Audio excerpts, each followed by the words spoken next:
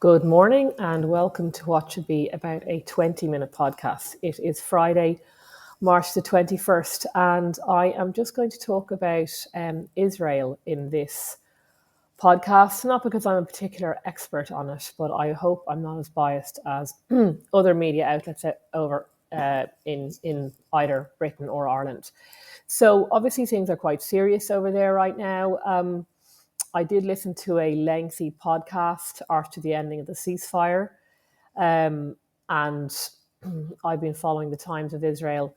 And the main takeaway right now is unfortunately just how divided Israel is. So I think the only thing that unites most people seems to be that nobody likes the Prime Minister Benjamin Netanyahu, and the overall feeling seems to be that he will do anything to stay in power. Obviously, there's been some heavy bombing of the Gaza Strip in the last 2 days. That didn't have to happen if Hamas simply handed back the hostages. And they believe there's about 24 remaining hostages alive in Gaza right now, all of whom are men. Most of them are young men. And I will link to their individual stories that certainly don't seem to take up any media news at all in the show notes below. And some of them are IDF soldiers, some of them were working as security at the festivals that were attacked. Some of them are fathers. So that's obviously tragic for their families. Their families must be absolutely devastated. They believe 24 living hostages, and I think it may be around 25 who have Israel believe have died. And obviously their families are desperate to have their bodies returned for a proper funeral. They say that about 35 people confirmed dead and also remain in Gaza. And there is a mixture of men and women in that particular group.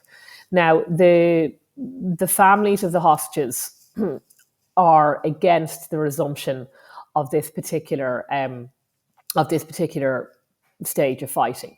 So that should be borne in mind, as you can understand. If it was your 21-year-old in a tunnel in Gaza, you wouldn't want their life put at risk by further Israeli bombing. So I can understand it from their point of view. From the podcast that I've listened to, unfortunately, and I certainly don't want to sound callous, it may well be that Netanyahu's made the calculation that the living hostages are never going to return home, because Hamas have calculated that that's all they have. That's what gives them access to the international community, in some cases the actual White House, because the White House sent a special envoy to negotiate directly with Hamas, which I had opposed.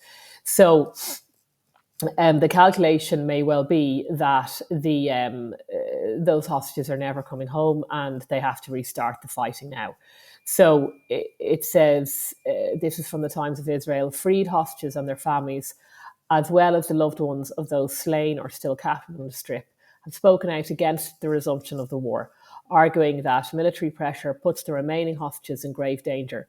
On Thursday, hostage families protested at and I can't pronounce any of this, Uviti Bridge in Tel Aviv, chanting, "The government is executing the hostages, end the war, fulfill the deal," according to a news site. So this is clearly tragic. This is very, very divisive right now in Israel. And the other big issue there right now is the firing of the Shin Bet chief. This is the lead issue now that Netanyahu has decided to, and it's been approved by the cabinet, to fire a Ronan Bar, who is there's no real equivalent. Some people think it's the equivalent of, say, the CIA in the United States, but an internal intelligence agency. And that there's no trust between Netanyahu and Ronan Bar, and they have moved to remove him. And this has caused serious protests in Jerusalem. So in a letter to ministers, Ronan Bar says Netanyahu intentionally sabotaged the hostage deal and warns his ouster, risks undermining investigations into Qatar influence in the Premier's office, which is a whole other scandal that's also dealt with in the podcast, if you want to know more about it below. So the point is, Israel, like any other democracy, and in stark contrast to other Arab dictatorships, is incredibly divided right now. It's divided politically, and of course it's divided in terms of what to do in relation to the hostages. Public opinion is firmly of the view that the hostages should be brought home, secondary to removing Hamas from Gaza. But that, unfortunately, is probably not really what's on offer, because Hamas, in a realistic scenario, because Hamas knows that these 24 living hostages are the ones, is the only thing they have. This is what gives them their strength. So the chances of them really returning them are very slim. So another piece there: war of survival. Thousands rally in rain as cabinet meets to oust Sinn Bet head, and that went through. The cabinet approved that. So it's incredibly tense over there right now. Clearly, they want to get the hostages home. There are huge political arguments in terms of the removal of this chief of the Sinn Bet. Netanyahu said it's because of failures over October 7th, but the problem with that is the failures of October 7th, as I've written about before, were pervasive, and Netanyahu holds much of the responsibility for that as well. So if anybody was to go over failures of October 7th, Netanyahu would be one of the first to go. So this is this is the lay of the land in Israel right now. Now, the other piece that I saw was, because this was heavily reported in the European news, particularly in Ireland and Britain, was another UN report accusing Israel of orchestrated sexual crimes against Palestinian women, including an intentional attack on an IVF clinic. Now, what wasn't reported in the Irish media, it was in the Britain, is that Israel rejected that UN report. Now, it's up to individuals as to whose side they will take, whether the UN were correct in calling these various actions genocidal and whether they actually occurred, or whether this was another biased report from a very compromised body. So a UN report accused Israel of carrying out genocidal attacks. Again, another accusation of genocide against Israel, which contributes to anti-Semitism around Europe, against Palestinians by systematically destroying women's healthcare facilities during the conflict in Gaza and using sexual violence as a war crime. The report was rejected by Israel as unfounded, biased, and lacking in credibility. So what I noticed in the reporting, the UN report itself was heavily covered, as I said, in Ireland and Britain. But although the BBC did report that Israel had rejected it, that rejection wasn't even reported in some of the Irish media, which I think is astounding from a basic journalistic point of view. I mean, people are entitled to say Israel are lying, and I believe the UN, but you should at least report the fact that the UN that Israel had rejected the report. So a author in, again, the Times of Israel, laying out her reasons for why she thinks this UN report is wrong and dangerous, calling it a symptom of a hypocritical world that, instead of addressing real issues, seeks to cleanse its conscience with yet another wave of anti-Semitism. And she says, modern anti-Semitism now prefers so-called expert reports in place of the forged books or protocols of the past. The entity supplying this narrative is none other than the bizarre and detached from reality UN Human Rights Council, which last week, via an independent commission it established, released a report alleging that Jews, well, it was more that the IDF deliberately committed sexual violence against Gazans as a method of warfare and engaged in practices aimed at reducing birth rates in Gaza. And that was a reference to the attack on the IVF clinic. And then they go on to say that she goes on to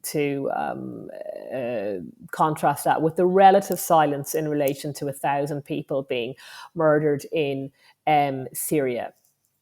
And so she goes on to say that, she says, guess who currently chairs the UN Human Rights Council, and that country is Iran, which is clearly dedicated to ending Israel's existence, and essentially argues that the work, therefore, is highly compromised, which you would have to agree. So, backed by an overwhelming majority of Muslim nations versus a single Jewish state, Iran pulls the strings of this hollow, morally corrupt body, pushing the world into an ethical abyss. Meanwhile, Europeans, Canadians, and Australians merely fall in line. But this approach, turning a blind eye to real problems while siding with global evil, can only lead to catastrophe. Under the guise of diplomacy, the UN is steering the world towards global hell, embracing lies, amplifying messages of hatred, supporting violence and oppression, and actively aiding terrorism in its war against a democratic state. And I certainly, anyone who thought this was just another passing wave of anti-Semitism is in for a grim awakening. The streets of European capitals are already home to gangs engaging in vandalism and assault, and radical Islamist violence is physically taking over the free world. That anti-Semitic report against Israel, it is in fact an indictment against the organisation that produced it. The women and daughters of Europe have been sacrificed by their own nations, which remain silent in the face of a deceitful, fundamental anti-Semitic UN that serves as an accomplice to terror. So whether or not you agree with that particular view, I guess, will depend on your view on the UN and how compromised they are and how anti-Semitic they are. But I will link to that particular piece in the show notes. So once the war resumed in Gaza, obviously in terms of how this was covered in Ireland, of course this as usual was opposed completely by the Irish media and the Taoiseach. So Taoiseach Micheál Martin has strongly condemned Israeli airstrikes in Gaza, which he described as collective punishment of Palestinians. So that's incredibly strong language by the Taoiseach. And again,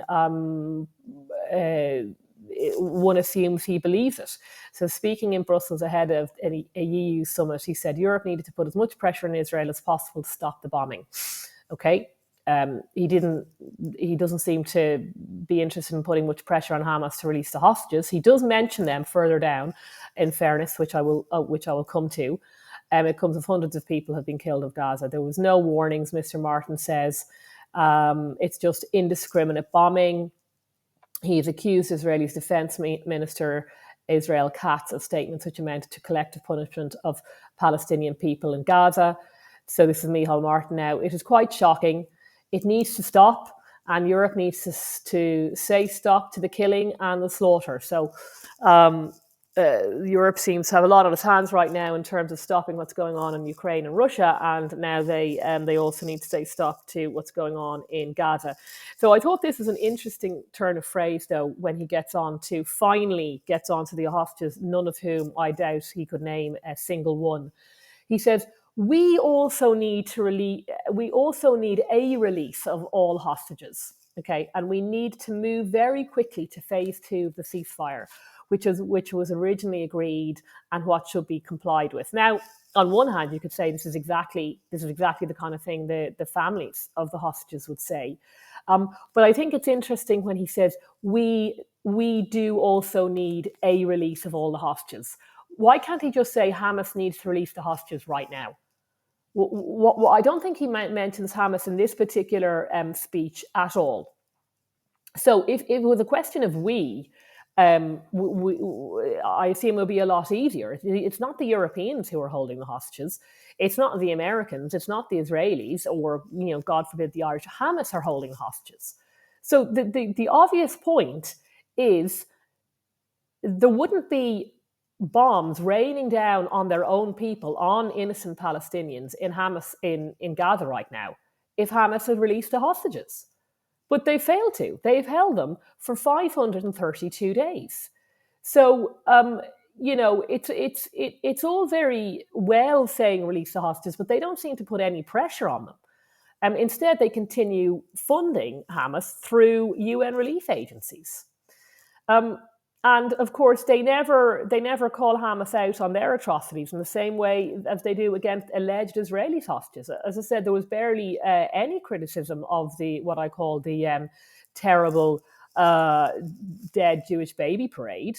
I mean, the day after that, Sinn Féin said we're not going to the White House over the treatment of of Palestinians.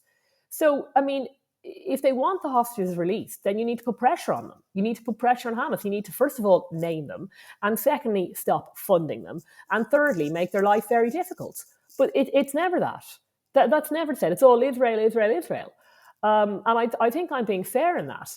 Then coming to another classic piece of what really is anti-Israeli propaganda from journalist Jafari in the Irish Times. This was yesterday, or no, this was on March the 19th. And I'll go to the end of Riham Jafari is an Action Aid Palestine is the Action Aid Palestine Advocacy and Communications Coordinator. She has lived in Palestine her entire life and is currently based in the West Bank. And she gives she says she's being terrorized by Israel in the West Bank, and essentially that how dire the situation is in Gaza right now. Bombs indiscriminately rain down on tents, wiping out entire families. The pain of resumption of large-scale military bombing is unbearable. One brutal, violent and deadly night, one of the deadliest since the war began over 18 months ago, has set everything back. Okay, so this person couldn't even write the obligatory piece, the obligatory sentence of the hostages should be released.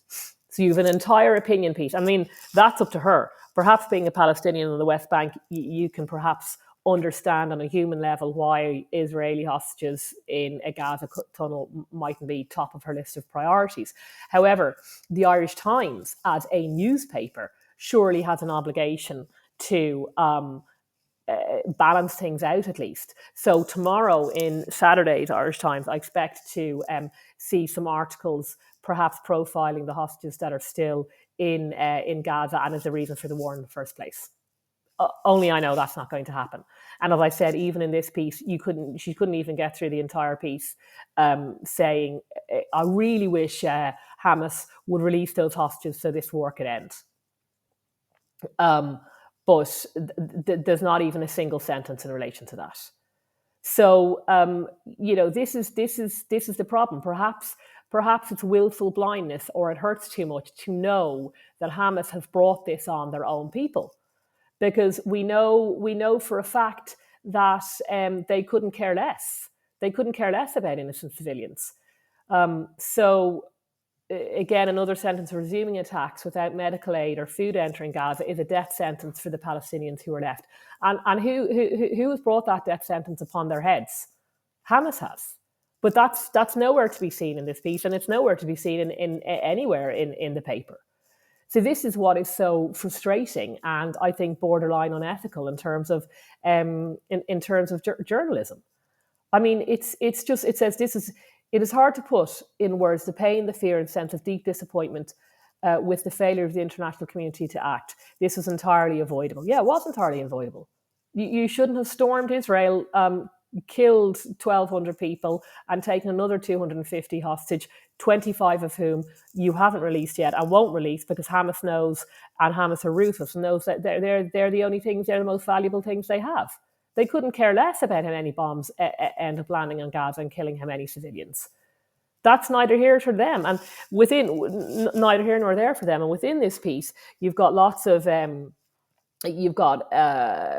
concern about sexual and reproductive healthcare facilities and attacks on maternity care and all the rest of it. And you're thinking, well, I mean, Hamas seem to have plenty of money for uniforms.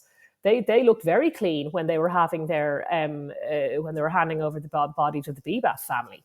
In fact, their graphics department still seems to be working because they managed to produce a grotesque anti-Semitic poster of Netanyahu with blood dripping out of his vampire teeth. So why don't you get onto the Hamas graphics department and see if they can pause making anti-Semitic posters and start funding the maternity hospitals instead? I mean, I don't mean to be flippant. The point is that there is a huge amount, an unbelievable amount of suffering from innocent individuals, both in Gaza and obviously in Israel. And this is all caused by Hamas, all of it.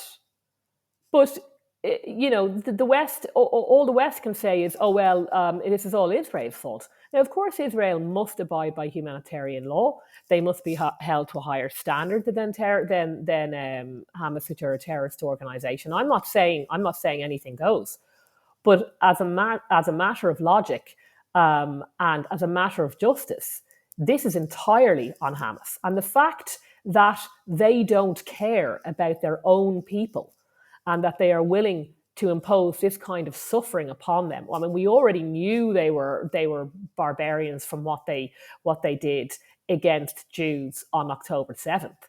But this is how ruthless they are. They'll sacrifice their own people. So when people say that they're a death cult, that's what they mean. They don't care.